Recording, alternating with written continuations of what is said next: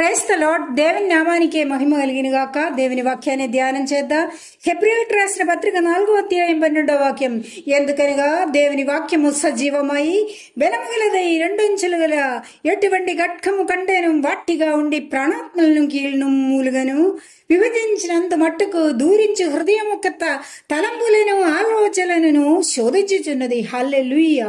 ఈ వాక్యం మనకి బలమైన నమ్మకాన్ని ఇస్తుంది. నీకు విడుదల వస్తున్నప్పుడు వారికి వాక్యం చెప్పాలి. నీ శరీరంలో ఏమైనా జబ్బులు ఉండే నోరాల చెప్పాలి.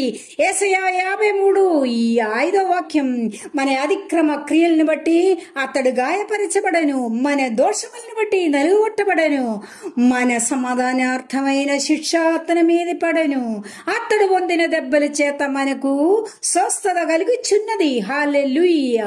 yes, అతడు పొందిన దెబ్బల చేత మనకి స్వస్థత కలుగుచున్నది.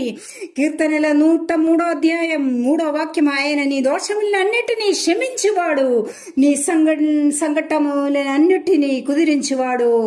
యెర్మయా 33:6వ వాక్యము, నేను దానికి ఆరోగ్యమును స్వస్థతను మరలా రేపించుచున్నాను, వారిని స్వస్థపరిచుచున్నాను, వారికి సాధ్య సమాధానములను సమర్థిగా బయలుపరచదను.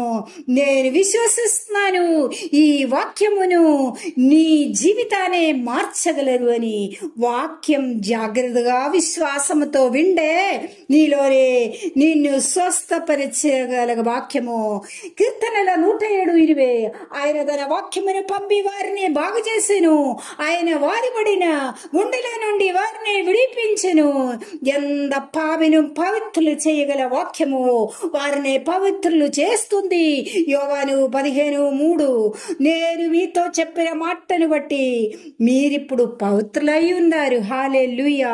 వాక్యమును నిన్ను ఆశీర్వదించొచ్చు.